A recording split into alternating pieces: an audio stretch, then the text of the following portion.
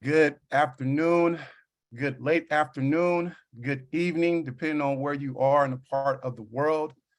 Thank you all for being here today.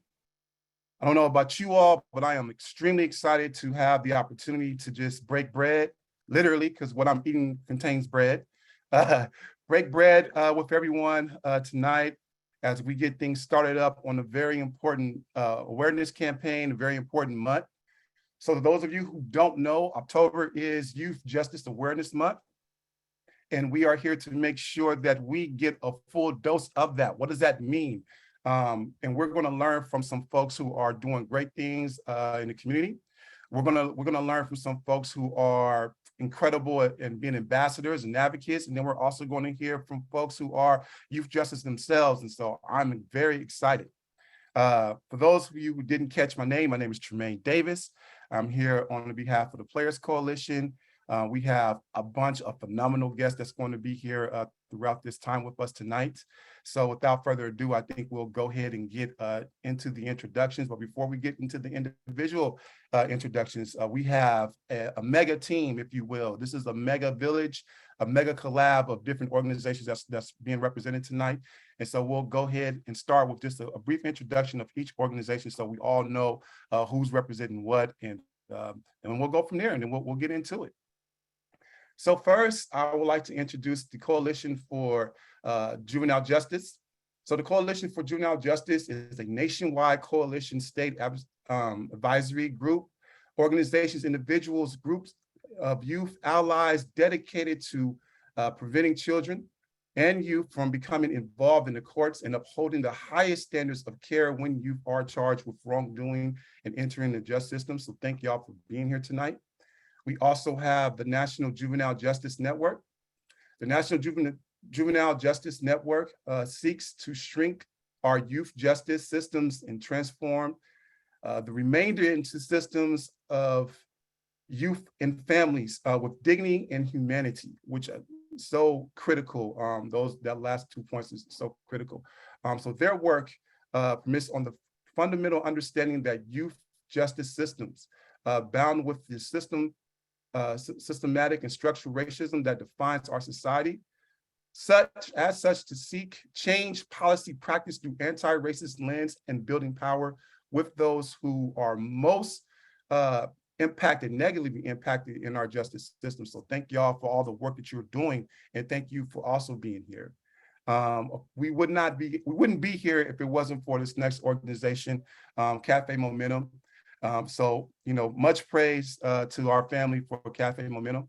Café Momentum is an award-winning restaurant culinary training facility that aims to transform youth lives by equipping justice-involved youth with life skills, education, employment opportunities, and to help them reach their full potential. Café Momentum first opened in Dallas through the Momentum Advisory Collective. Café Momentum is in the process now of opening locations across the country, with new locations opening in Pittsburgh at the end of this year, and as well as Nashville next year. We need to get LA on there as well, because we'd love to drive around the neighborhood and see a Café Momentum. That would be my #1 place to eat and do everything else in. And of course, Players Coalition as well. Players Coalition is an independent 501c3 charity and 501c4 advocacy group working with professional athletes, coaches, and owners across the league to improve racial justice and racial equality throughout our country. Thank you all for being here. So as you see, there are 4 big-time organizations that are here. Not to be remiss, we do have other organizations that are on here as well. We'll get a chance to introduce them as we go through our introductions throughout. So again, my name is Trimaine Davis. On behalf of the Players Coalition, very happy to be here with you all today. So let's go ahead and get into some of our intros with all of the wonderful folks you see here on screen today. I'm going to start this off by calling on Cameron to introduce himself. But before he introduces himself, let me just go ahead and let you all know this quick rules of engagement. So quick intro. If we can, throughout our intro, let's make sure that we let everyone know where we're calling in from, because we're all over spread across this country right now. And of course, this is a dinner meeting. So what are you eating? We want to know what's on your plate. It's not quite dinner time for myself just yet. So I have the incredible, powerful, nutritional snack of a couple of peanut butter and jelly sandwiches and some apple slices, which is my 5-year-old's favorite. So this is also later on tonight, I have a rec league game. So this is my pregame meal every Tuesday before my basketball game. So it is truly the snack of champions. It has never let me down. So Cameron, it is on you, sir. What you got on your plate, where you coming from, what organization you representing?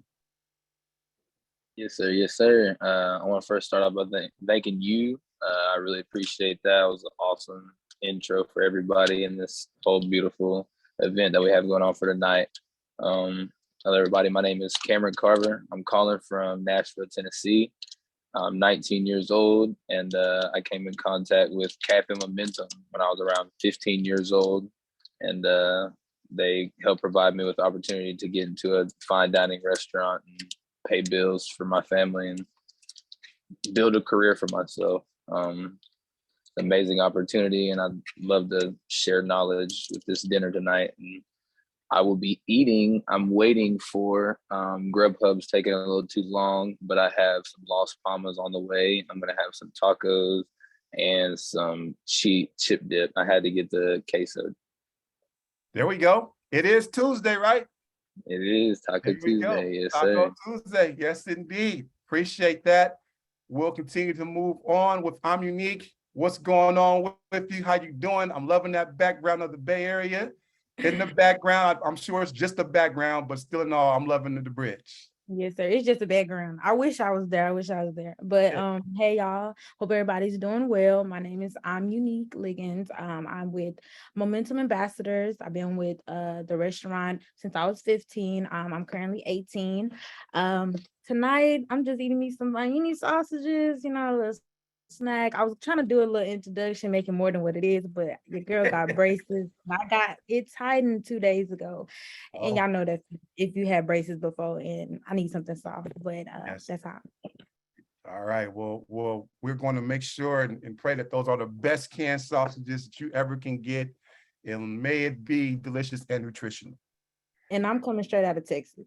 There we go. If you didn't know from that accent, Texas is in the building. We'll move on to Rose. Rose, how are you doing? Hi, Trimaine. I'm doing good. Hi, everyone. My name is Rose. I'm a graduate of Café Momentum, and I'm a senior ambassador for Momentum Advisory Collective. I'm 21 years old, and I'm from Dallas, Texas. And for dinner, I'm eating chow mein, fried rice, and orange chicken from Panda Express, which is my favorite. So, yeah. Shout out to Panda Express. I wouldn't have been able to make it through college without Panda Express. All right, moving on, we'll go with Guhan. How are you doing today, sir? Hey everyone, I'm doing good. Hope everyone else is doing swell. My name is Guhan. I'm 17 years old and I'm with NJJN. I'm about 15 to 20 minutes away from Cincinnati, Ohio. I live in like a little suburb city called Mason. I actually forgot to order food, so I'm eating pasta that my mom made, so can't go wrong with that. So yeah. Nothing wrong with a home cooked meal. You're absolutely right. You cannot go wrong with that. We also have a group of folks who are sharing the screen with us tonight. Look like they're doing some fine dining. We have Aaron, Edgar, Ron, Rodney, and Chris. How y'all doing tonight, fellas? Tell us what organization you are representing and what are y'all chowing down on? For sure. My name is Aaron. I'm 23 from Tacoma, Washington. I'm the chair of the ELC, work with CJJ.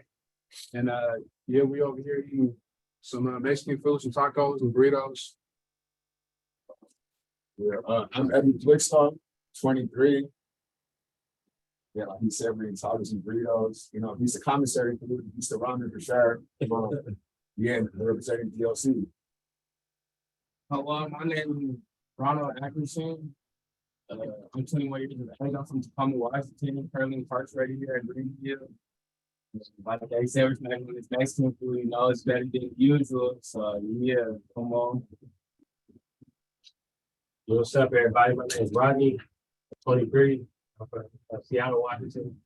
It's good to see y'all today. My name is Chris. I'll see you all before. I'm from Chicago, Washington. I'm 21 years of age. Yeah, I'm a member of the DLC. It's here, you know, it's weekend's place. All right. Well, thank y'all so much for being here with us tonight. Hopefully that food is everything you need it to be on this amazing Tuesday night. I really appreciate y'all being here. All right, we're going to move over to Ari. How are you doing tonight? Hi, I'm doing good. My name is Ariana. I'm Ari. I am from Kalamazoo, Michigan, and I will be eating Five Guys. Hey. Oh, and I'm with NJJN. I'm sorry. All right. Five Guys for the win. Paige, how are you doing? I'm doing good. How are you? I cannot complain. This is going to be one of those incredible Tuesdays I'm gonna look back on and just be thankful that I was a part of it. Yeah, me too. Me too. I'm happy to be here. I'm Paige Nielsen. I play for Angel City FC. It's a soccer team, and I'm here in LA. And super excited to be here. I just ate lunch, chicken and potatoes, but I'll be snacking on some Doritos. I don't know, they're my favorite chips. I gotta eat healthy for the lunch and then the rest. I'm like, whatever. Whatever fuels you, you know, we're not here to judge. We know you are an incredible professional, so we are not judging whatsoever. Great.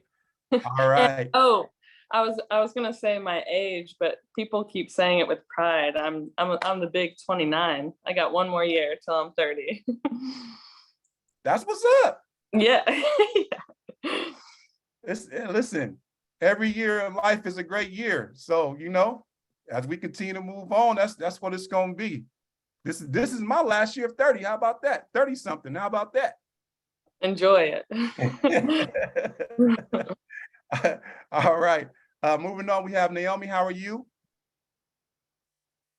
Hi, my name's Naomi. I'm with CJJ, based in DC. Glad to be here. And my husband is making some chicken and carrots roasting in the oven right now. Hey, there you go. My man, that's a man after my own heart. I too is the main person in the family that all right. Moving on, we have Tim in the building. How are you, sir? I'm doing good. I'm doing good. Thanks for having me. Tim Patrick. I'm from San Diego, California. I will not be telling you guys my age, but I am eating on some chips and dip right now. I'll have fried tacos tonight for dinner. Love it. Let's keep that theme going with the Taco Tuesdays. Indeed. So, how are you? Peace and love. I'm well. I'm keeping that same Taco Tuesday energy. I got some taco crunch wrap supremes coming. I got some guac and chips. You know what I'm saying? Keeping it spicy on that. Calling from the DMV area, former NFL wide receiver, and yeah, I'm happy to be here tapping in with y'all. And I'm the big 30. You know what I'm saying? So I'm already on that side of the fence page. That's beautiful, man. Thank you so much for being here with us tonight. Devere, how are you, sir? What's going on, boss?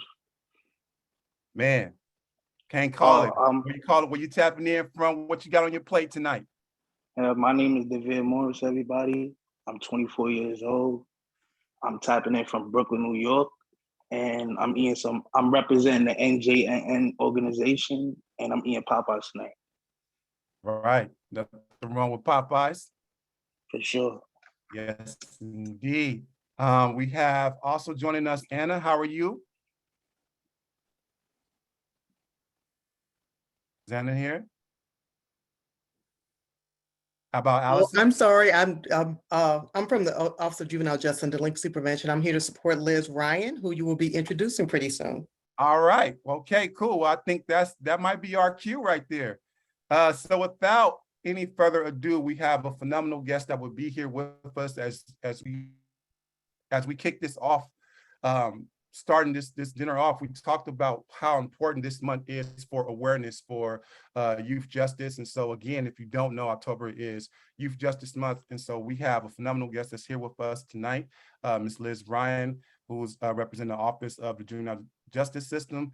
Thank you so much for being here with us, and the floor is yours. But before you start, let us know what you eating tonight. Thank you so much, Trimaine. I am calling in from the DMV area, and I'm having spaghetti and meatballs, which is awesome. But I want to thank you for moderating tonight's conversation, and I'm super excited to be here. I'm looking forward to really hearing from the young people. And I want to thank you, Trimaine, and the Players Coalition, Cafe Momentum, Angel City FC, National Juvenile Justice Network, and the Coalition for Juvenile Justice for hosting this amazing conversation. So thank you for letting us be a part of it here at the Federal Office of Juvenile Justice and Delinquency Prevention. And congratulations on a great Youth Justice Action Month. All right. Well, thank you for being here with us. We definitely appreciate your time. And let's go ahead and get into it. Just real quick, rules of engagement. If we do have a burning, comment or something, and we, are having a conversation, just hit that hand raise emoji. We'll get to you, and then we'll keep it going from there. But other than that, I'm looking forward to just having a real conversation. And I'll start off by just saying this, with us having a month now where there is a month for awareness and to create opportunities for us to engage more with, like, intentionally, with this being October and being an awareness month, how do we feel is like our responsibility in representing this month that's engaged for awareness? And I would like to start off by having one of our youth justice answer that question, if we can. So again, it's think about where we are now, where this is a month that's highlighted on the focus of like justice for youth. What does that mean to us as we continue with using our platforms, and also just continue with our struggles and making sure that we are attaining justice? That would be the question I think I'll start off with.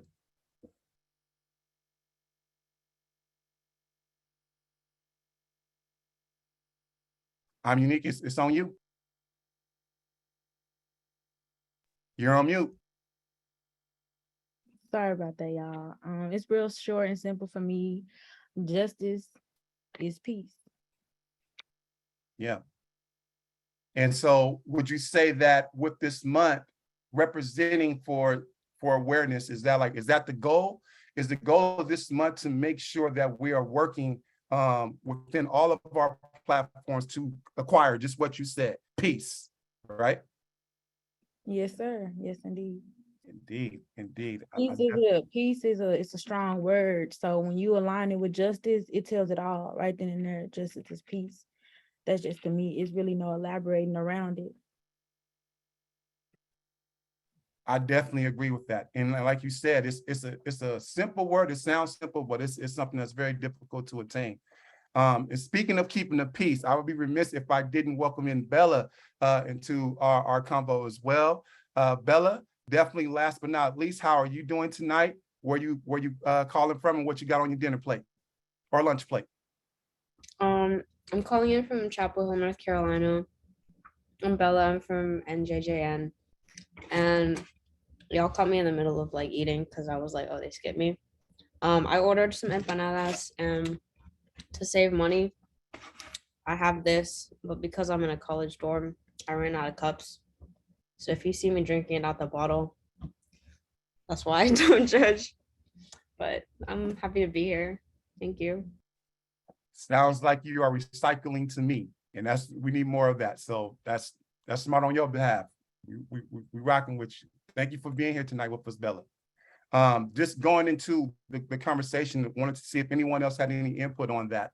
With this being a month of awareness, to bring about key, I would say, conversations about what's going on, in particularly with youth justice experiences, is we got the word peace. Is there something else that comes to mind when we think about what is our responsibilities with this month and how it attains to being aware? Unity. Okay. If we don't stick together, then nothing gonna happen. So I Mm. think we should all stick together Mm. and work the power of our brains. Yeah, yeah. And I think that is something that has always been represented, you know, throughout these different organizations that we have here with us tonight. But even the fact that we're all here on this call, I think is big, you know, in that space of unity and working together collectively. So I'm with you on that one. That's big. Peace and unity. I would say like education and learning, just hearing other people's stories, hearing each other's like upbringings. Yeah, I think that's really important for everyone to want to learn and educate themselves on how we can do more and help each other grow, succeed. Yeah. That's real powerful. You know, I think oftentimes about like, as we identify ourselves as like being advocates, what does that really mean? And if we are not in a position to where we're doing more listening than we are talking, how are we really being advocates? You know, I think that's something that is so critical to this work, is making sure that we are being informed and educating ourselves on what's happening and what's going on. So I appreciate that, Paige. Anyone else want to chime in on this first question? I want to double down on what Paige just said, talking about like listening, like actively listening. For me, I know I wanted to come so I could learn more about, you know, how I can engage and how I can better serve as an advocate using my platform, hearing y'all stories, so it can resonate with me. So when I do go out and speak on these things, I'm speaking from a place where I have context, right? I'm not just speaking and I don't have any context. So this is an opportunity for me to like actively listen and engage, you know, and hear y'all stories and connect with you. My brother David said unity, like that's what this is about for me. Yeah, that is real powerful. You know, I think you know, the more we double down on that stamp of making sure that we are being active, you know, in listening. That's really key, because listening within itself is an action. So it is important that we are, you know, being very proactive when listening. So that's a big one. And you know, something else that you just said too about like learning from experiences leads me to my next question. And this goes into all of our youth panelists that are here with us tonight. And that question is, how has your experience shaped your world today?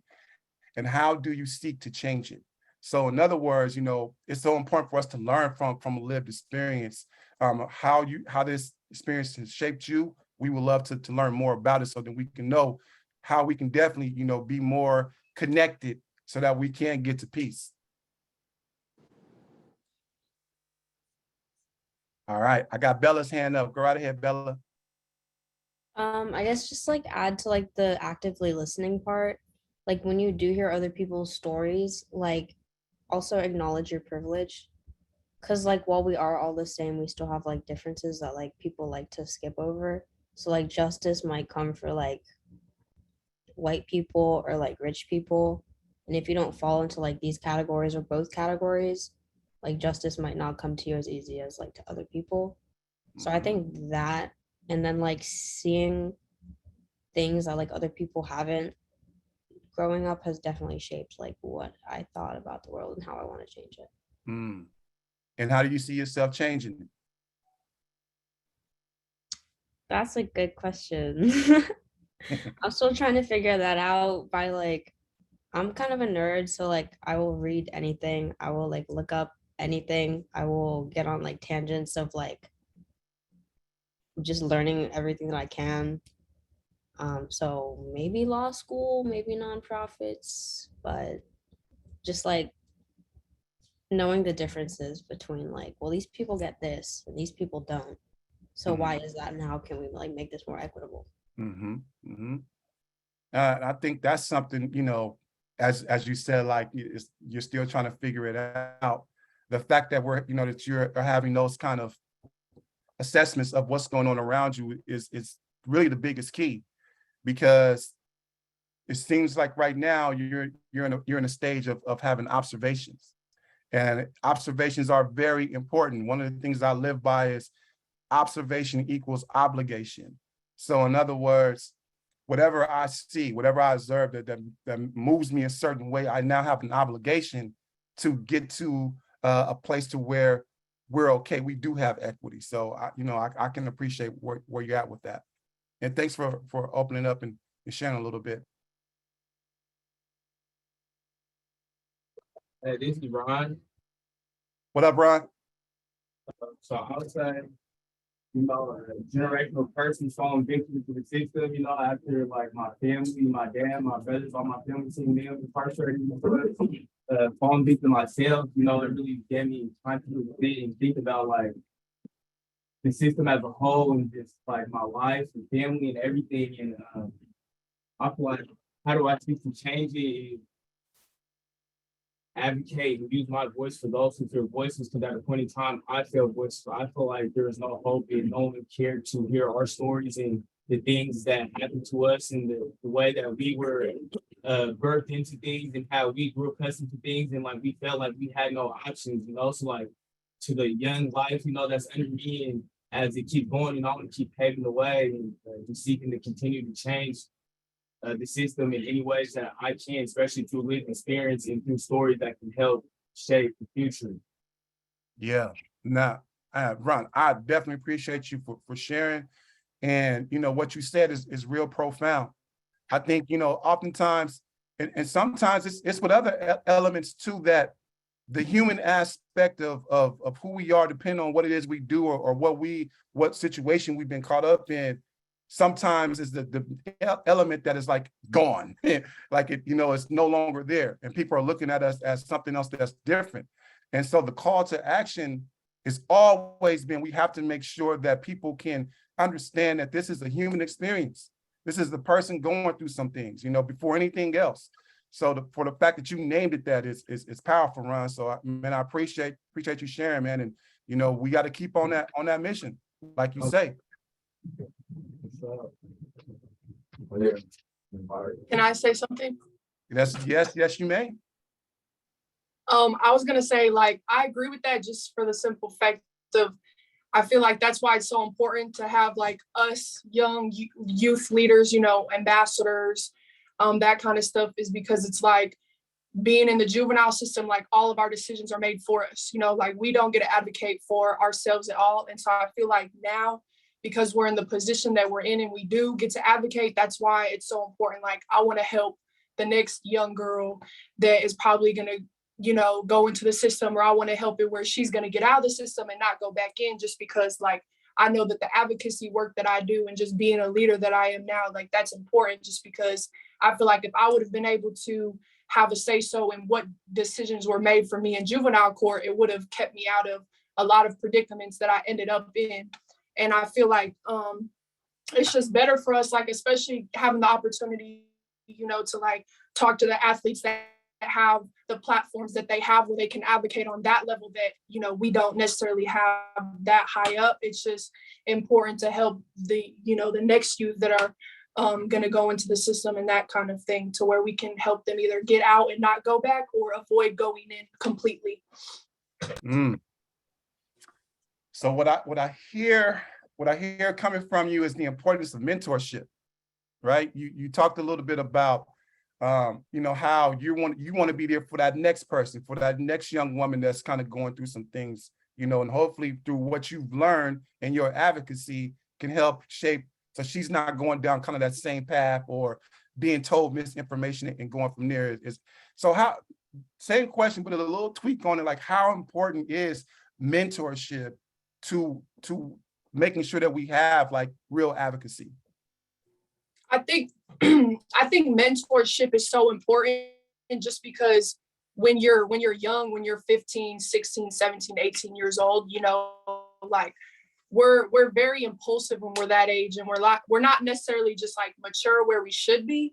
And I feel like when you have somebody who's going to be a positive role model in your life, who's going to want you to like really dive into like see the potential that you have in yourself, where it's like, yes, you may have been in the system, yes, you may be on probation and all that, but there's so many good things that you can do with your life, and like that stuff should not hold you back at all. And so like just having those positive supports people in your life, like that's just gonna help you be able to just move on and not like let that stuff define you at all as a person. So I think it should always be required, but it's crazy because like with the juvenile system, they don't have that kind of stuff where it's like you're going to be in detention and you have a mentor or somebody that meets you, you know, throughout the week. Like the probation officers aren't like that. They just want to know, oh, are you checking in with me? Oh, are you passing your drug test? Oh, are you going to school? Like it's not one of those things where they're trying to be like that type of mentor that you have. It's just they just want to know if you're going to complete your probation or not. So is in a perfect world, is this something that we can add on to like the support? But like for any youth that has a situation where they're dealing with our system, having someone there, a mentor there, can help them, you know, along the way. Is that something that you feel that's needed? Yes, I do. Yeah, that's deep. Guhan, I saw you shaking your head, nodding your head a lot when Rose was talking, as all of us were. Was there anything that moved you? Did you have any points that you'd like to add into that?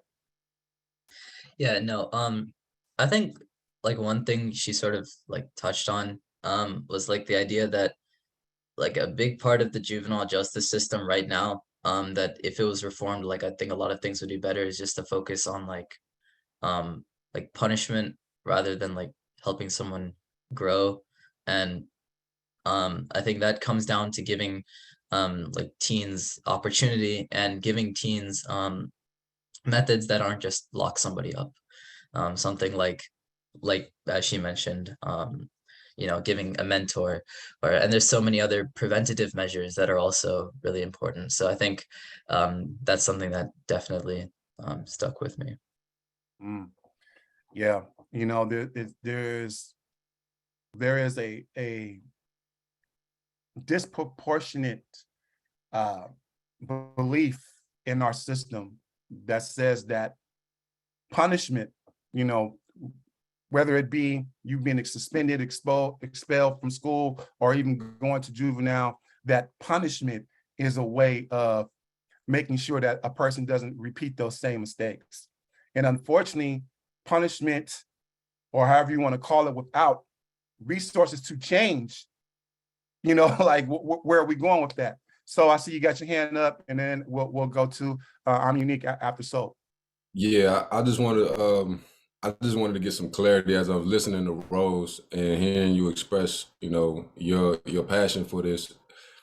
Are you saying you want there to be a PO and then a mentor as two separate people, or do you see the PO and the mentor being the same person? And like from your experiences, I want to make sure like there's a difference in that, if I'm understanding that what you're saying. I think a difference for sure, because majority of the time, like from my personal experiences, like I had like 2 or 3 different POs, and they were all that just kind of like they just probation focused, like, you know, not really trying to have like some sort of relationship with me at all. It's just kind of like, I just want to make sure you finish your year on probation or 2 years on probation. I feel like they should have something within like the juvenile system where the kids can have like a mentor or different type of resources to help them, especially advocating on their behalf in court, because the probation officers are supposed to do that, but they don't really do that. So you want somebody that's dedicated and focused strictly as a mentor. Okay. Yes. All right, cool. I think that's valuable information that we can now process and start to like plan on how we can implement that. So thank you. You're welcome. Love it. I'm Unique. I know you had your hand up. Yes, sir. To add on to what you were saying about the punishment, I personally feel as, you know, when I got put back in the juvenile system, I was in there multiple times. So placing me back in a facility that didn't help me with the things that I actually needed help with. And I can say that when I did exit for the last time, I was put around people that actually wanted to help me, which was being a part of Café Momentum. And I can say that being put around, instead of being punished, I was uplifted. And that made a total different change. Because did I enter the juvenile system again? No, I didn't. Was I put back on probation? Did I violate my probation? No, I did not, because I was put around people that uplift me and actually got the things that I needed. And I feel like in the juvenile system, they put youth in there and they don't actually analyze it. They don't actually look at their case. And I'm not saying they're what their charge is. That's not what it is. It's more about the person. Sometimes you got to look into what's going on, because a lot of the times these youth need help with mental health. It's not, or money issues. That's what the whole issue is about. I'm pretty sure that nobody just walks outside and just be like, okay, I'm gonna do this today and this is my motive. And just like Rose was saying, mentorship is very important, because I can get real heated in here real quick, but a youth only know what they only know what they see. So if you grew up around nothing but violence, it's a high chance that you're going to be violent yourself. And that's just the truth. Where you come from, it matters. What you're raised around, who you raised around, it matters, all that. And to go back into what one of the boys said with in the room where they're all together, he has talked about generation curse. It does, we can take it back to generations. And I'm not trying to take it too back, but we can talk about slavery. We can talk about all of these things that led to where we are now today. And we have came a long way.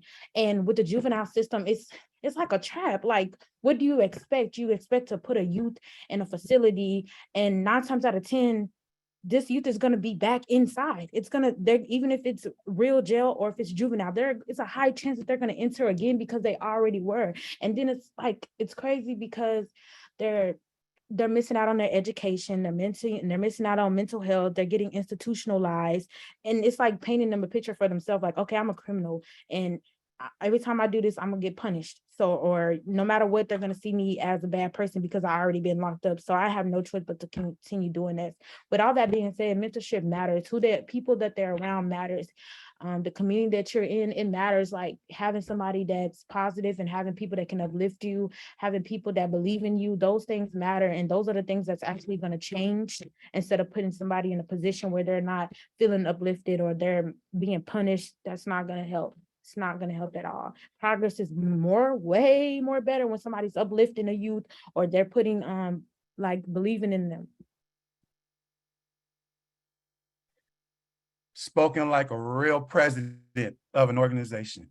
Definitely appreciate those words. I heard uplift a lot, throughout your segment. And before I get to Cameron, I see your hand raised.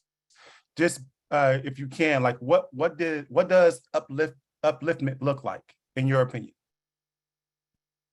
When you're at the age of like, anytime that and you're in high school or you in middle school, you're supposed to be worried about your education. And this plays a part in uplifting too, because with Café Momentum, the biggest thing for me was, and I use Café Momentum because this organization uplifted me. And when I say that, I mean that they showed me how important my education was. Not only did they show me how important my education was, they showed me who I truly was. I thought I didn't even know who I was until I entered the program, because I had set myself out to set so many boundaries and set so many negative things up against myself, that I actually got to see who I truly was. And that was by the people that came into my life that, when I made a mistake, it wasn't punishing me. It was like, okay, come on, we're going to try again. We're going to try again. Tomorrow, we're going to try again. Next week, we'll try again. We'll do better next time. That is uplifting, because instead of downing somebody, punishing them, that's not going to work. It's never going to work. I truly feel that way. And if you look at the statistics, any youth that's been inside the juvenile system has a high chance of entering the jail system, period, back into adult system. But yes, that's uplifting, is someone being positive and just giving them another chance. And that comes with just having compassion. Yes. I appreciate it. Passion is so important. Cameron, you had your hand up, sir. Yes, I wanted to back every single thing that I'm unique and Rose. Everyone said really, but I'm unique. She hit it right on the nose for sure.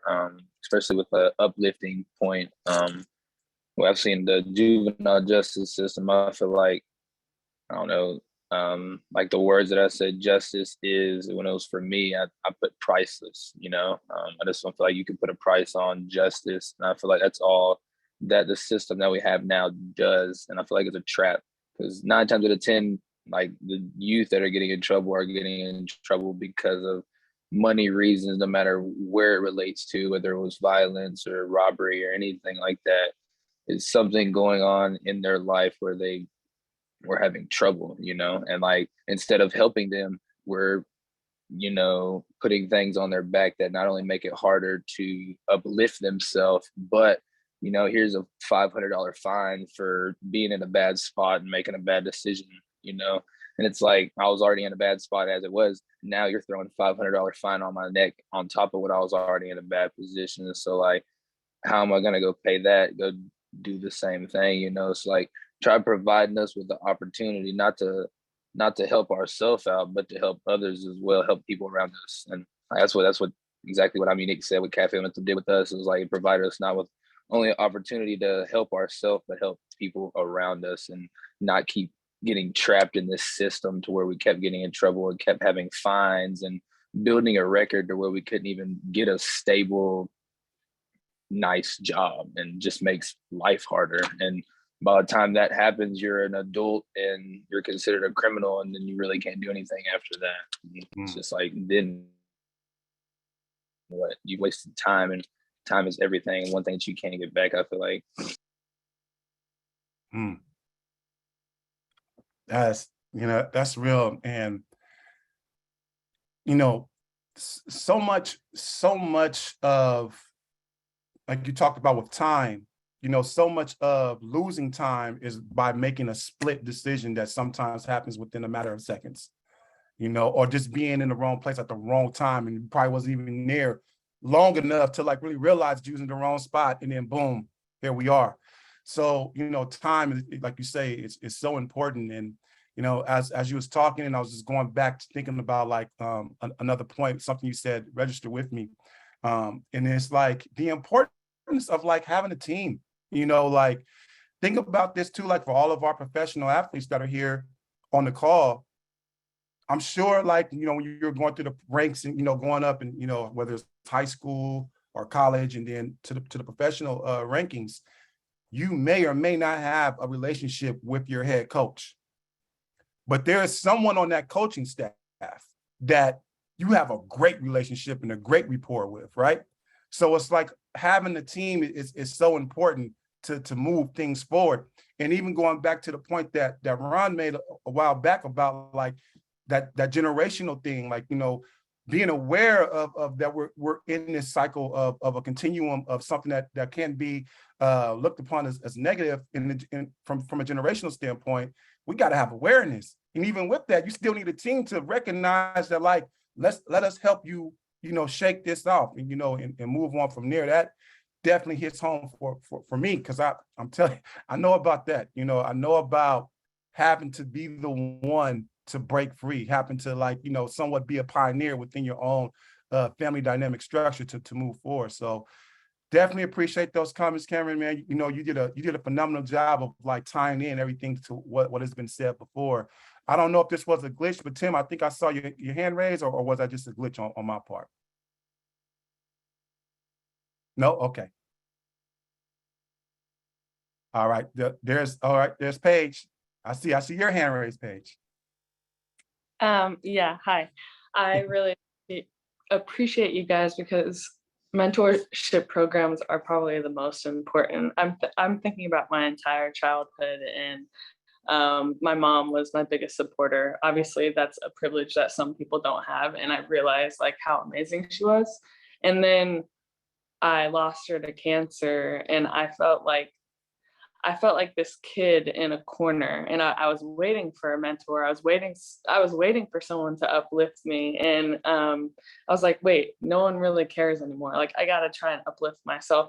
But it gets very hard, especially in a system that probably helped me more than other people, but that might not want to even see you succeed. Like that is so hard. And so I hope that us as professional athletes, or anyone that has a platform, it could be anyone, a friend, understands that people just need people, a team, and people to believe in them and believe that they have potential.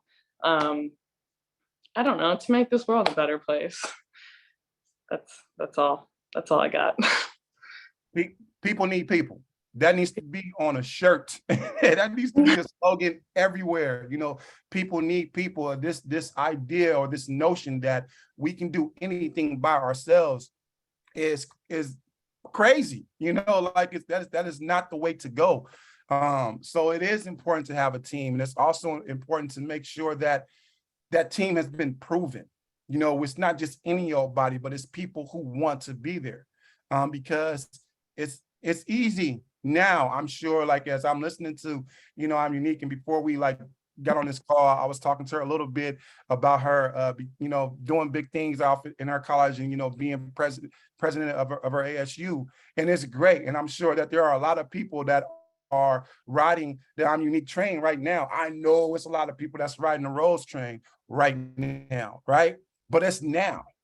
The process for you to get to that point, you know what I mean? Like, I needed y'all then. where were you then? You know, so like it is important. It is so important to have people in your corner. So I see emerged leaders. We got a hand raised.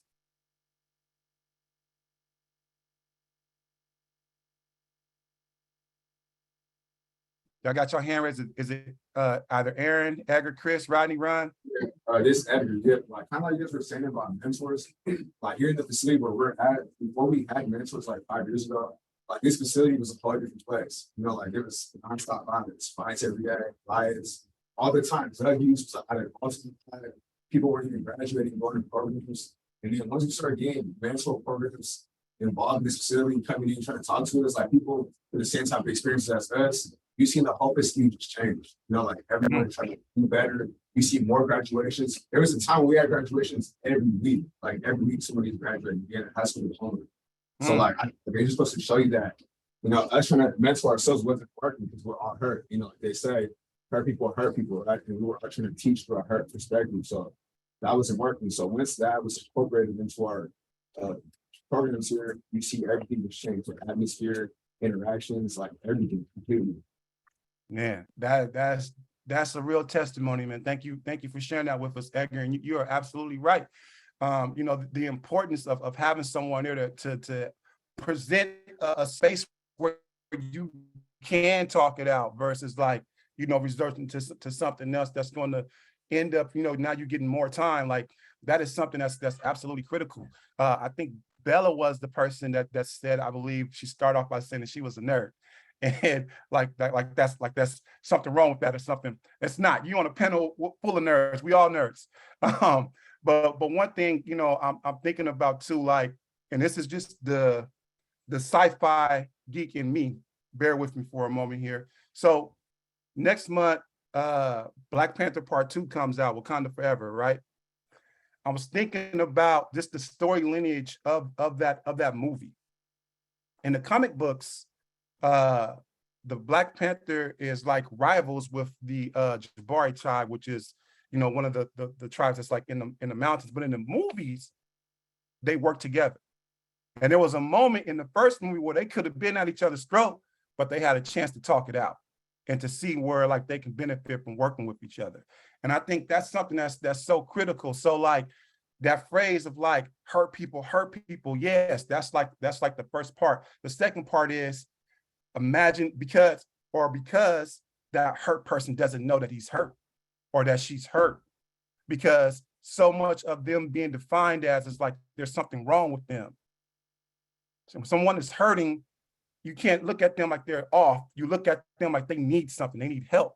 So defining that is so important, you know. So I appreciate you, Edgar, for bringing that up, because that's so real.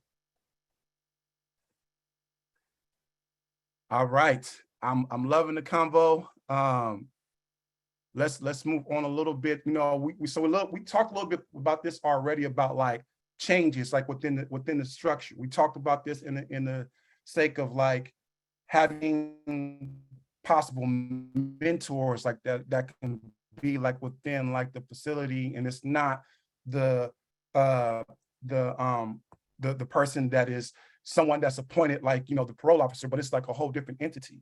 Is there any other policies that we feel, or even Cameron, you talked about too, like fines, right? Like, you know, doing something, you get one fine, you have another fine. That also is a policy issue, right? Are there other things that we feel like is important for us to look into to kind of change to make this a little better so that we can get into what Devere talked about with the unity, and also what I'm Unique started off us with peace. What about policies do y'all feel like need to change?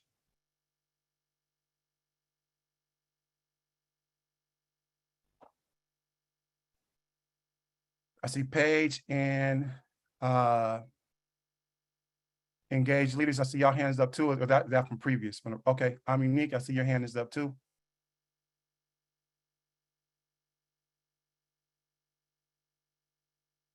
We'll go with I'm Unique. I think the other hands are from the previous comments. Okay, of course. I don't know if this is a policy, but I know in the question, it says, what are you advocating for? For me, when it comes to juvenile justice, it's more of addressing the youth needs. To say it again, like Cafe Momentum, it's a 12-month paid internship for youth that's been in the juvenile system. This restaurant allows them to get a check. It allows them to get the mental health needs that they do, along with life skills as cooking. Cooking is very important. It might not seem like you need it, but when you get older, you probably gonna be home alone and gotta cook your meal. With that being said, going back to mental health, a lot of youth that enter the justice system, the juvenile justice system, they need to address their mental health issues. And a lot of times they just get put on different medications and they don't even know the name of these medications, and they're diagnosed with things that they don't even know what they're diagnosed with. And they've been moved around so much. Sometimes these youth come from different places. They can come from the community, they can come from the CPS system, and they're coming to the juvenile system, and they're in a whole nother system. So we have two systems connected together, and now we have to work together for the youth, the individuals. And I feel like addressing these youth actual needs, far as what can we do to help this youth, instead of putting this youth inside this facility for 3 to 6 months of them missing out on their education. Although they're still getting some of their education inside of this institution, they're not actually getting it, because most of the time these school systems, they are different. They're on different levels. Once you enter the juvenile system, you got a whole different way of working. You're in a class with different people, different grades, and it's always chaos. And of course, with COVID-19 coming around, and with the shortage of employees for the juvenile system, it's really hard for these youth to actually go to school, from my understanding. So with that being said, it's really addressing these youth needs. Education is very important. Mental health is very important. And that's just what I feel like it's a top chain. And a lot of time these youth can have mental issues, far as being aggressive, and just having depression. And depression can come off in so many different ways, along with all the other mental health issues. They can come off different. I feel like addressing them is something that I'm advocating for, and I will continue advocating for. Definitely appreciate that. And that's, that is so true. I think we have in general, but I think disproportionately when we're talking about with our youth, we have a system that unfortunately is quick to put somebody on something. Oh, you're tired, take this pill. You're upset, take this pill, and so we have a lot of misdiagnosis throughout our system in general. So that point you made is so critical. I see Rose hand. I see Ari hand. Let's go to Ari. How you doing, Ari? And then we'll go to Rose, and then we'll go to Luan. Hello. First, I'm going to turn my camera off after I'm done talking because my phone's about to die and I need to put it on the charger, but I'll still be here paying attention. As far as policies and stuff goes, that I think really needs to be changed is revoking fines and fees. Especially, I'm in the state Kalamazoo, Michigan, and here the age of reason is 6 years old. So why are we having 6-year-olds getting locked up, and then now they have fines and fees? I'm not saying they are, but I'm saying it could happen. That is a possibility. And now they have fines and fees. They can't even work. They can't get a job. We have 11-year-olds that are getting locked up, and they don't have jobs, and they're getting thousands and thousands of dollars in fines and fees. And at least in my city and state, it falls on the kid. It doesn't fall on the parent. It it holds the kid. If the kid doesn't pay it off, they'll wait until they're 18 and then they'll start garnishing wages and stuff like that. And sometimes kids don't even know what that means, and they don't know how to pay it back, or even what area. When I was paying my fines and fees off or trying to, I didn't even know what building to take the check to. Like they don't make it easy for you in any way, shape, or form. And I feel like that's an unnecessary part, especially since in my state and county also, we get community service hours. We get an extreme amount of hours as well. I have 40 hours and then I have to pay hundreds of dollars in fines. I don't understand why we have both, and why aren't we just taking that community service, taking those fines and fees and putting it back into just more community service, or a different way to pay it off, or maybe like kids go to school and that's a way to pay off their community service, like prove that they're doing something good and not, going back in the community and doing, crimes and stuff like that. And again, helping with the support system and stuff, and a mentor and stuff like that, because a competent kid is not gonna want to feel pressured and peer pressured, like by their peers, to want to go out and steal vehicles or car hop or anything of that nature. So yes. Yeah, I love it. That's powerful. And, again, for this month to be an awareness month, thank you for telling us a little bit of what's going on in your state, where someone as early as 6 years old could be up for a fine. That is mind blowing to me. Guhan, you had your hand up, and then we'll come to Paige. I'm sorry, Rose.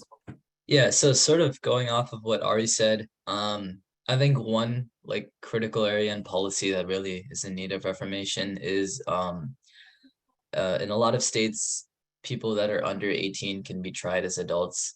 And that's something that's, really devastating to a lot of youth, especially because as we all know, like the effects of incarceration is pretty severe. So when somebody as young as like, I think in Ohio, it's like 14, but like, typically like 16, 17, when they're being tried as adults and then receiving adult punishment, even though all the research points to that they're not fully developed mentally. So I think that's a policy area that needs to change, because mistakes before you're even 18 can cost you like your whole life. No, I definitely agree. That whole concept of being tried as an adult, just even when you hear that, it just sounds like, what are we talking about? So I'm with you on that one. Cameron, you had your hand up real quick and then it went down. Was that on accident, or did you have something to add? I was just completely agreeing with like how I think it was Ari who said, like, instead of, putting our focus and our like policies and stuff on like finding the youth, we need to make it to where like, you're like rewarding them, and like, I don't know how she said it, was like, if you go to school, you like reach a certain amount, then you like pass that like quota or whatever. Do that with like a job, like say if you have a stable job for 6 months, then like your record could get cleared, but like, whatever the case may be, but like set it up for that instead of setting it up for like us to fail, like set us up to where we don't have to come back and rely off of the system. Yes, indeed. Rose, you have anything to add to that? Well, I was gonna say like, it was along with like what Aminique was saying, like the importance of mental health and stuff is like, I feel like there should be more policies or rules along with like, when you're in juvenile and stuff, like, I don't know about like the other juvenile systems in other states, but like here, it's one of those things where like you just go to school all day, like you're just in class, but then it's like you go to rec or you're in your cell, like that's it. And then there's like really strict rules of like you can't talk unless you're talking to a guard and stuff like that. So it's like it defeats the whole purpose. Like they're not getting, like the whole reason you're in there, they're not addressing the issues of like what's wrong. They're just, you're just going to school. Like, yes, education is important. Yes, you need that, but it's just like, I don't feel like that should just be the only main focus when you're in the juvenile system. Like, I think there should be case managers or something that meet with each individual youth, because that was one of the biggest things that was so helpful in Cafe Momentum's program is, yes, we have the restaurant side where you're working, you know, the different positions, you're mastering the different skills and you're moving around. But then we also have the case management where your case manager is on you about, you know, they're advocating on your behalf with your probation officer. They're, you know, helping you, making sure you're in school. They're, okay, if you don't have anywhere to live, they're giving you resources for like housing places. You need food, like they're helping you like with all those different connections. Like that's what the case manager does. And I feel like that they should have that type of thing in the juvenile justice system when you're in that, because like, yes, you need to focus on your education, but the main reason why a lot of us do the things that we did that end us up in the juvenile system is because of trauma, because of, you know, our home life and that kind of thing. And so I feel like there just needs to be more issues addressed on like having policies where like mental health needs to be a rule in the juvenile system, that youth need that kind of help. Mm-hmm. You know, as you're talking about that, you know, some of us believe that education is like this cookie cut method where it's just like everything is like the same square. You know, education for me is the same for education for you and so on and so forth. And for me, someone who works in the field of education, who identifies as a scholar practitioner, education is anything that you can learn from. So if any element around you presents an opportunity for us to learn, that's education. And so what I hear you saying, Rose, is that we have to change it. It can't just be this one kind of uniform way of how we're going about, you know, teaching things. It has to be broad. It has to be open. There should be no barriers to how we learn, because being in this space right here is educational. And I guarantee you, the words that y'all are sparing out tonight, the concepts and what we're talking about, it's a lot of folks getting educated. So, you know, this has to be the norm. This shouldn't be the exception.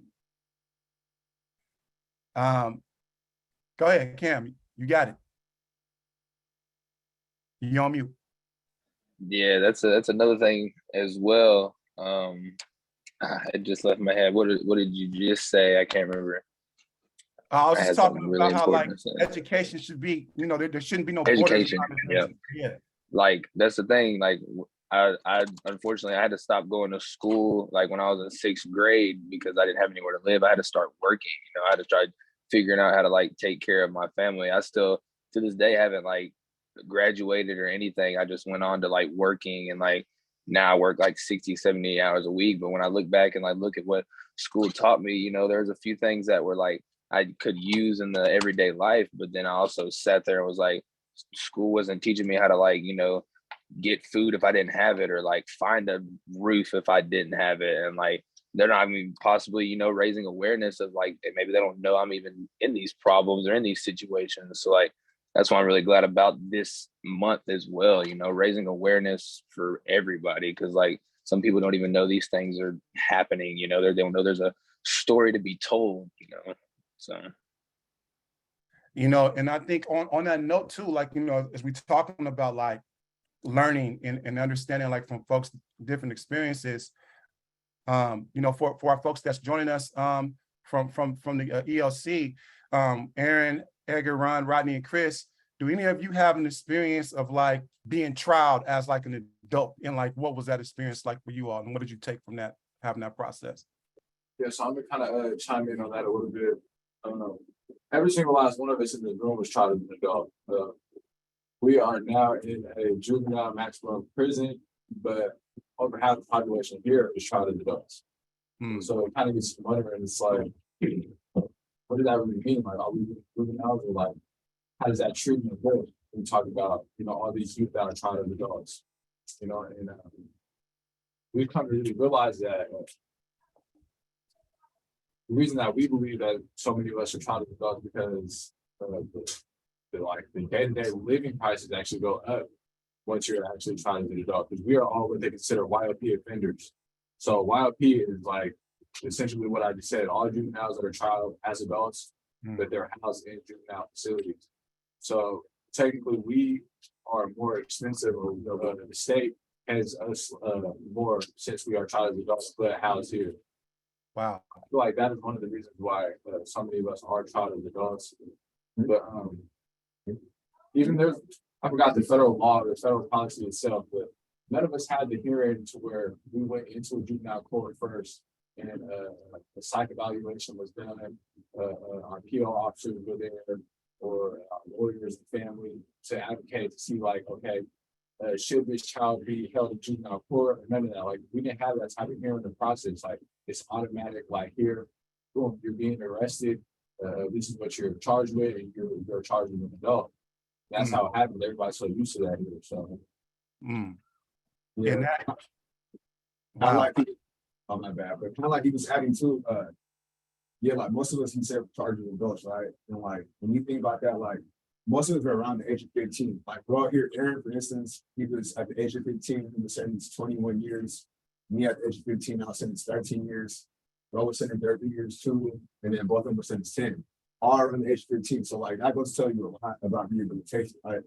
And it's just crazy when you put it in perspective because the same people sentencing us, they don't understand our background, right? Like a lot of us came from poverty, from nothing, like from trenches. I grew up gangbanging, you know, stealing, all that, like you can name it and how I did it. You feel me? So like the fact that you got people that don't understand our surroundings or you know, circumstances, none of that, they can sentence us all this time. You know what I'm saying? Like it blows my mind. Yeah. To say the least. And I would say like, so they have us in these facilities, rehabilitation facilities from the youngest age, from 15 to 25, right? And give us all that time. They passed new bills and new laws to extend the juvenile life here. When I first got here, it was until 21, and now it's until 25, based on all these laws in psychology about how the brain is not fully developed until the age of 25.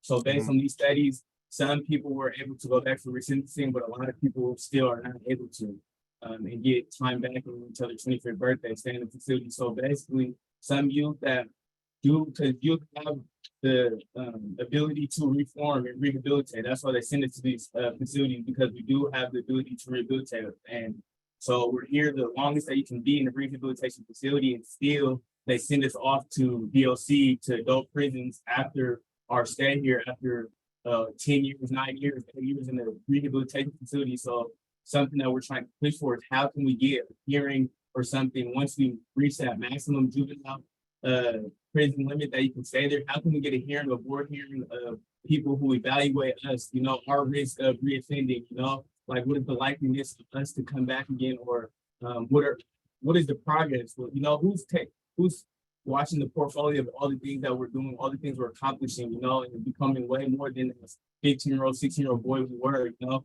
10 years later, you know. A lot of us are not the same even after 5 years, you know, even after a couple of years, a lot of people get it, you know, and like based on that stuff. So how can we create something to help those auto decline youth to be able to have that second chance, you know, because, you know, I don't believe that some people will leave here at 25 and still have to go do 10, 15 years. I don't believe that should be that. With some youth that I see that only come here for 2 years and get released, that literally come back for crazy things and get slapped on the wrist, compared to some youth who really got it and are forced to stay here based on, you know, the laws and the policies that are not being changed or looked at or re-examined, you know? Yeah. And talking about policies, we'll say like, it would be cool for us to, you know, work on these policies, make policies about, you know, changing the system and making it better. But I think just thinking about how long this system has existed, giving it that much time to do its job that people say the job is to do, right? To rehabilitate. We've given the system hundreds of years to do its job, but it's not doing its job.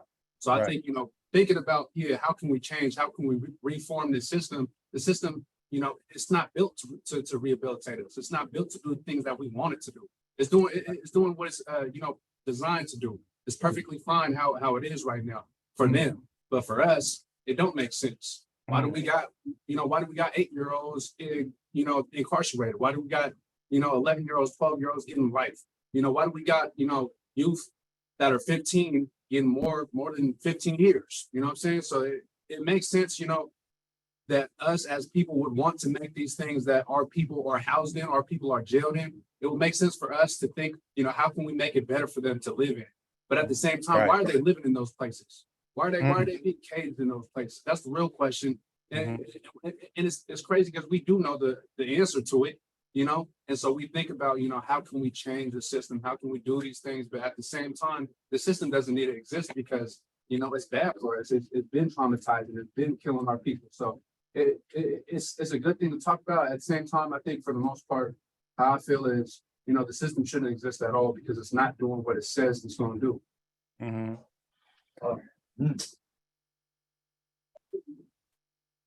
Anyone else got anything to share?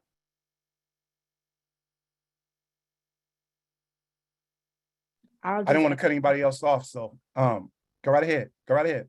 I just want to add on each and every word that y'all said brought me to tears because everything that y'all saying is real, it's true.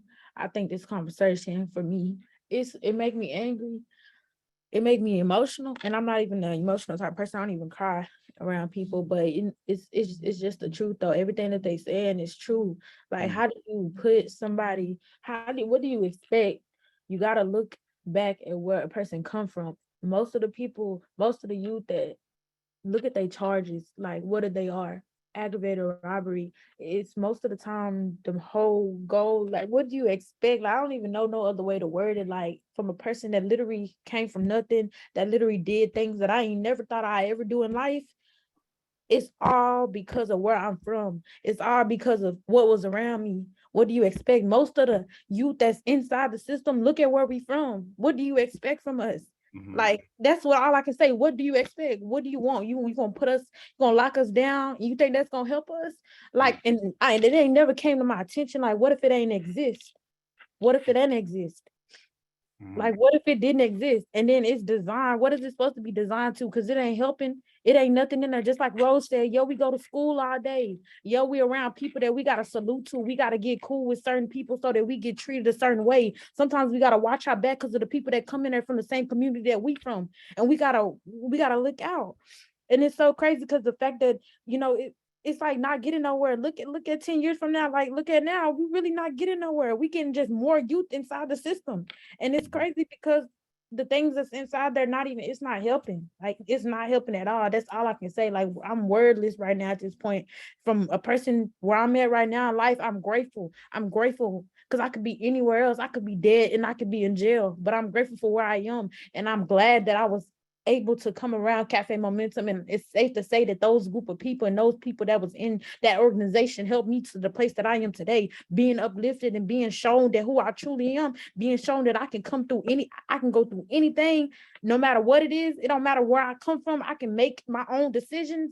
That's like the most grateful thing I am right now. Like, that's all I gotta say. Like, I really want to touch it to more things. Like, what do you expect? You'd expect to give somebody 15 years, and then after 15 years, they get out, like, what? To a whole nother world? They've been institutionalized for so long. What do you expect them to do? Get out and go do this and go do that, A and B. They didn't miss out on time with their family, missed out on all those things, but people don't think about that, though. They don't look into that. They see us as numbers. That's what they see us as. They don't look into who we are. They don't look into our portfolio of who we are, our bio. They don't look into that. They don't look into where we come from. They don't look into that stuff. You know, that's all correct. You know, every single point that has been shared throughout is just, you know, a heart touching point. And, you know, I would say too that, you know, as you're getting ready to speak, I'm unique when you're talking about, you know, emotions. Emotions is what leads to actions, you know, so it's okay, because this is the kind of conversations we need to have so that there is action behind it, so that we can reimagine what does this look like if this system that we have it as of now did not exist, and it was a system that was truly doing what it said it was supposed to do, which was rehabilitate. So, you know, it's that deep, and we can't run from that.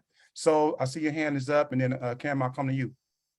Excuse me. Yeah, this is listening. I'm an empath, right? So I feel, even from a distance, from a computer screen, I can feel the energy that's coming off from each and every one y'all sharing y'all stories.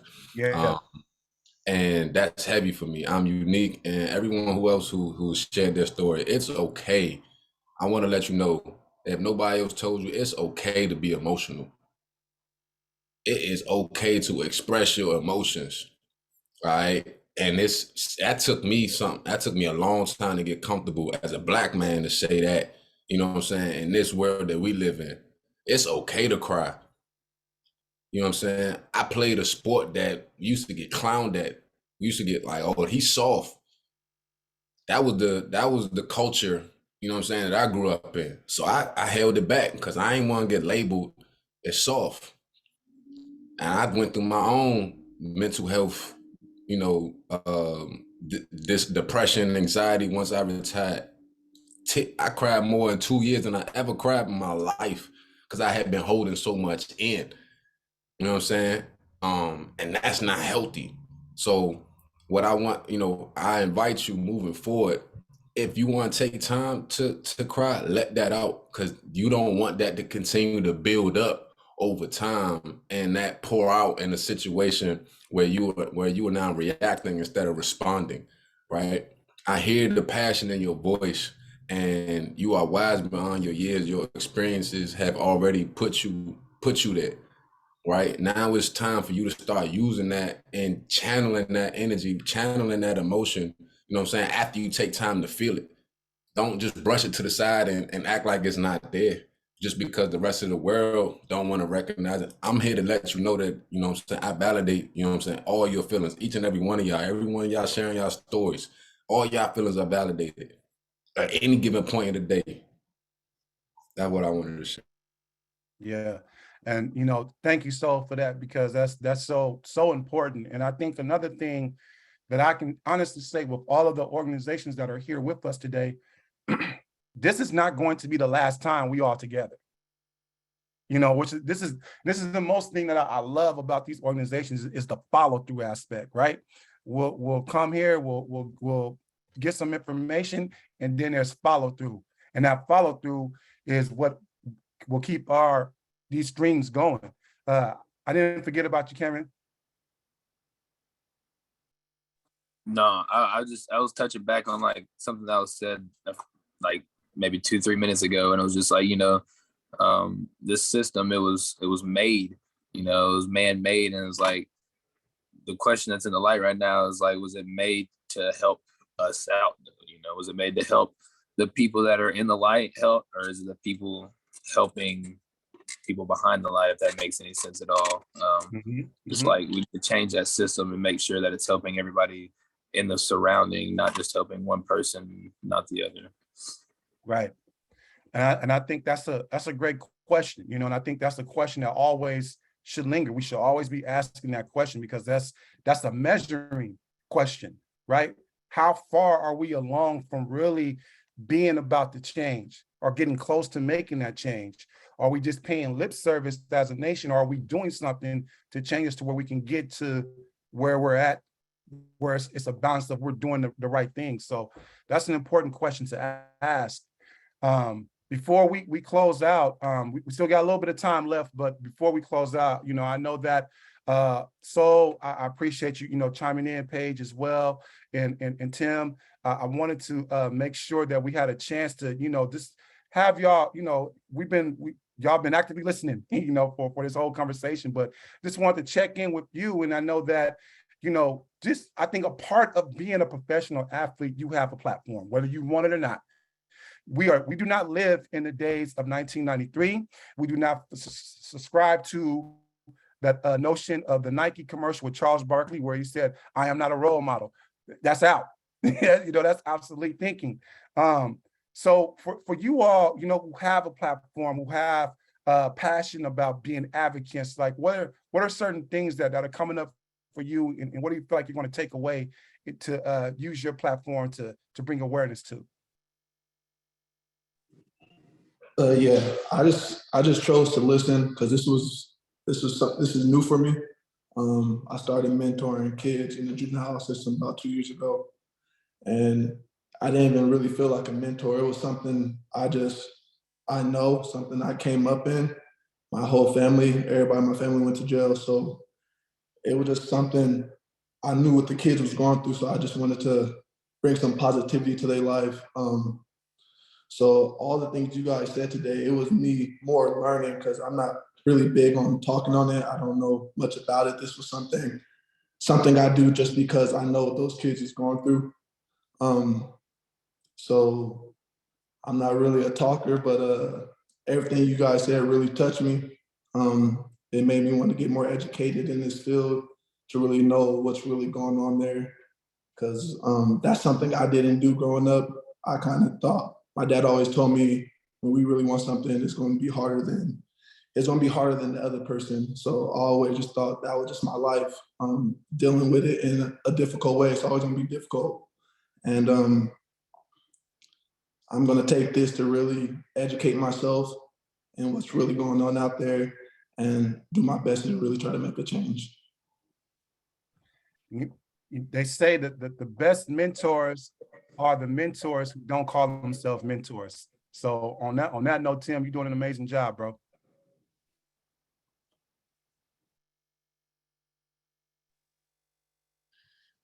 Yeah, I mean, to piggyback off that, I came here to learn as much as possible. Just like I said, education. And quite frankly, like, I know I had opportunities that some people didn't get to have, and that kills me because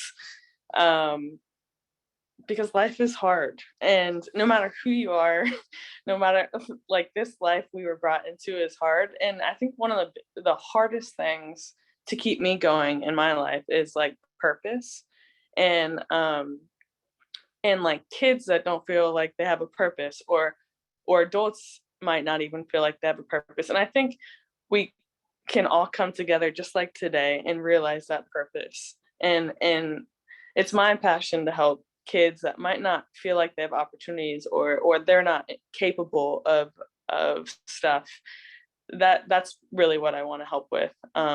Because if we can give kids and teens and young adults an area where they can be successful, just like you guys were saying, policy reform and mental health, that's huge.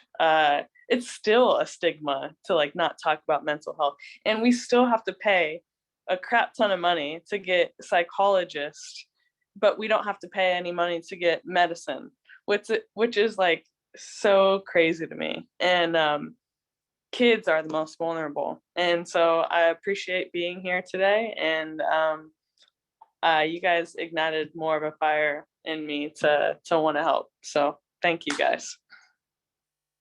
Thank you, Paige. Thank you for being here.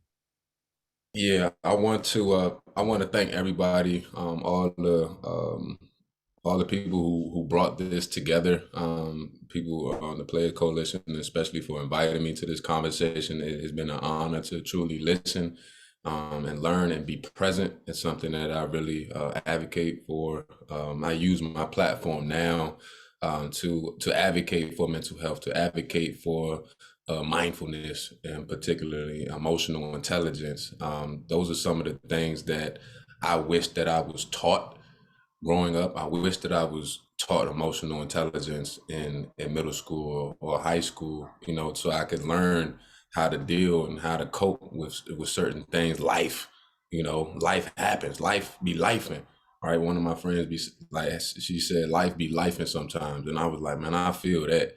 You know what I'm saying? But learning how to respond instead of react. I'm big into meditation now. That helps me regulate, my emotions, that helps me become more self-aware, helps me just, really tap into, my purpose and just using my gifts. So now, like, on this side of this conversation, I feel that fire, Page, that, what I'm saying, listening as well. I feel that same fire. And I'm gonna continue to just, put myself out there, be vulnerable, right? Show up in spaces like this, because I understand that you guys seeing me and listening to me, like that goes further than I can even fathom, right? Because I'm not in your shoes. But I know, from me showing up authentically as myself, I don't have all the answers. I don't know it all. I will never know it all. And I'm perfectly fine admitting that, because I'm comfortable with who I am and where I'm at on my journey. But I'm gonna continue to advocate, on the behalf of mental health first and foremost, especially for people of color, especially for the young Black men as well. So, because that's who I relate to, that's who I resonate with, and also just doing what I can to make it accessible, like mental health, accessible, make it affordable. And I'm just an agent to make it to be that representation, right? So you can see yourself in me, because I see myself in each and every one of you, and make it relatable, right? So I'm here for y'all. Yeah, appreciate y'all. Indeed, indeed. You know, and I definitely echo the same sentiments, you know, as everyone has shared. I think, you know, the concept of like not one person, it's not designed for one person to know everything. That's why it's so important for us to always be a part of the village, because that's really where we start to see the inner workings of the concept knowledge is power.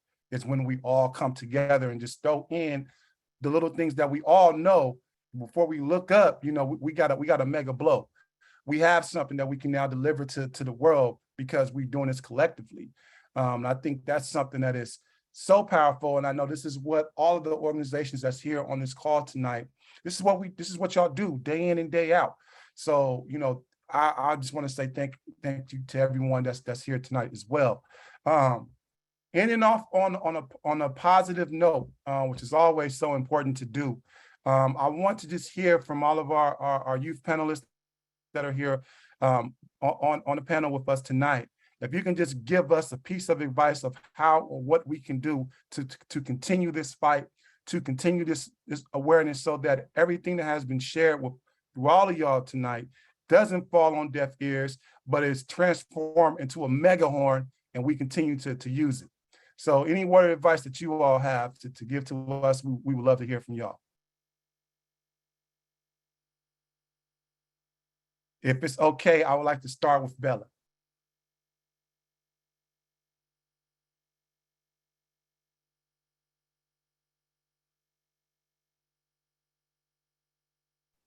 Did you say me? Once Bella comes up.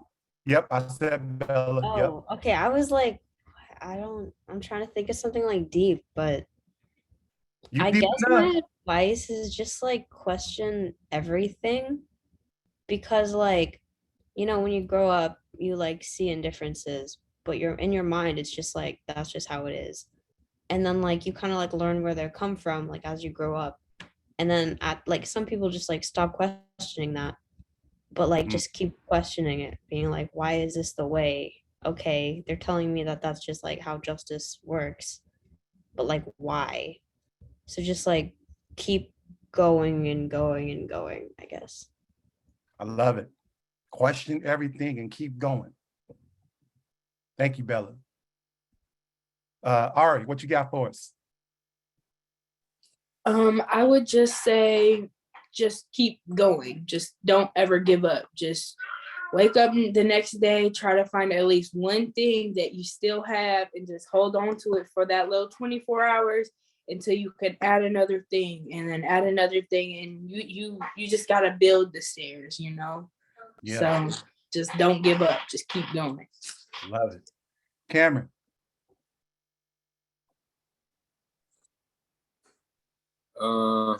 One thing I definitely want to say is just everybody keep this conversation going. You know, you never know who's listening, who could possibly help create change, whether it's a mindset, even, you know, having one conversation with somebody could change a mindset, and the mindset could change a life. So like, just keep this conversation going for sure. Find programs like this that could help, you know, change the world.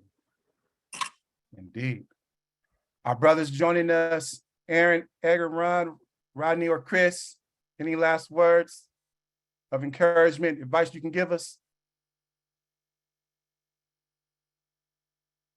I would say the advice that I really got is just to really understand that this fight that we have, we're talking about like advocacy, juvenile justice, reform, and whatnot. Understand that this is something that is everlasting.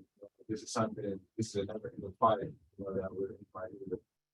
Please don't be discouraged. Please don't, you know, allow some of the inconveniences, allow some of these people whose policies, these lawmakers get in your way and kind of discourage you, because this is something that will always be clear, that will always be upgraded. As a part of our areas, part of our every life. It's just things continue to do that. Yeah. Thank you. Yeah, this Rodney. Sorry. Go right ahead. My advice would just be, everybody here should be proud of themselves for one, for their own personal experience, their growth and their own journeys that led us up to this point. But just like kind of what Chris was saying, keep in mind that there's a lot more work to do.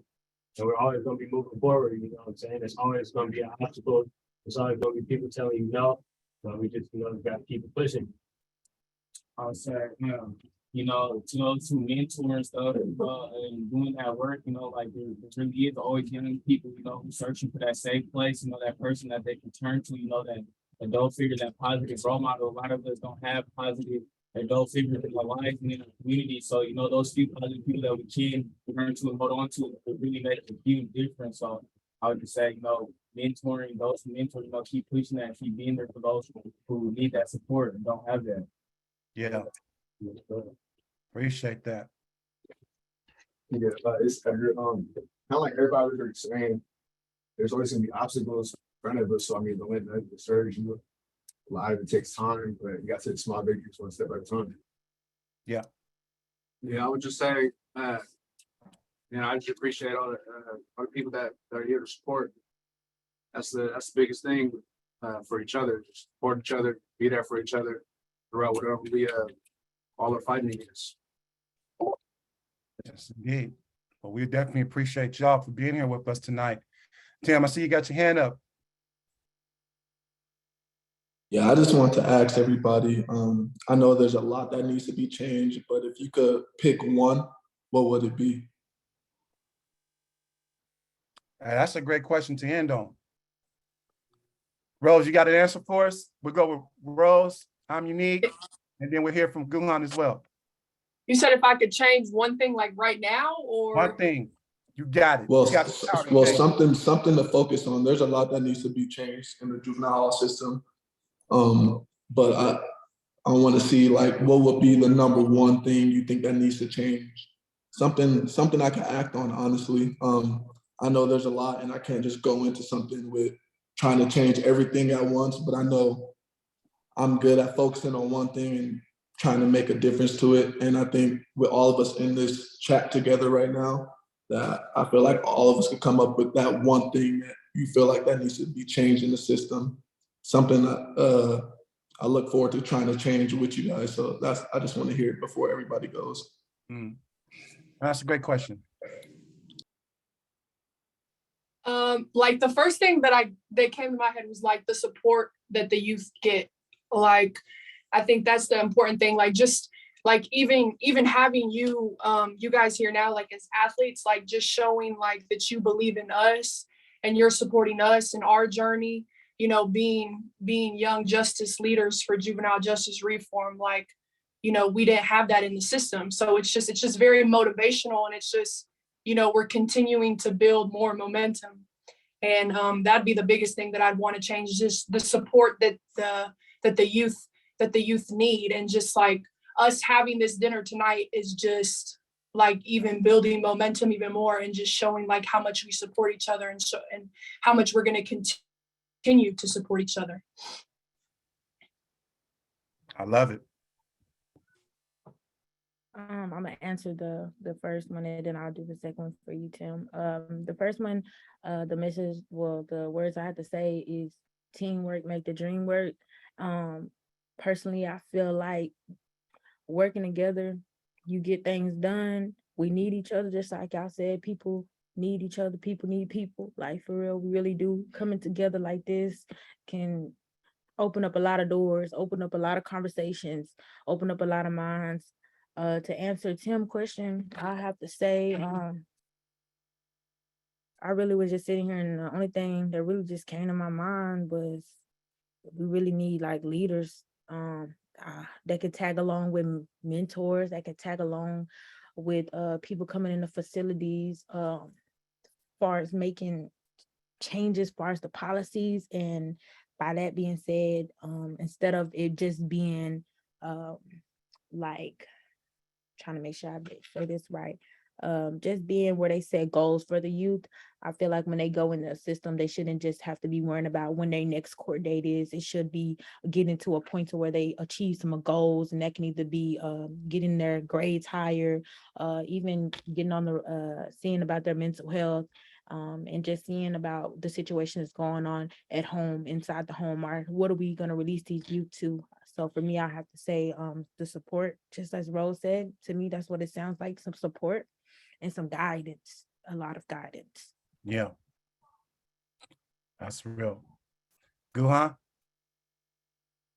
Yeah, so I think if there's one thing to focus on in juvenile justice, it would be preventative programs and like preventative measures rather than trying to, like, I don't know, mitigate the problem after it already happened. So I think that comes down to mentorship and education. Mentors, like everyone else has said, play such a big role. And also, I think just, yeah, preventing the problem before it even happens, from school to household. Yeah. All right. All right, Devere, y'all got anything to add before we close out? All right. Nah, not really. I just want to thank everybody for sharing their ideas and opening it up. And yeah, that's it. All right. Well, this has been incredible. This has been a night again that I know that I'm a cherish. And again, what I love about all of these organizations is that there's going to be follow through that's going to happen. So thank you all for being here tonight.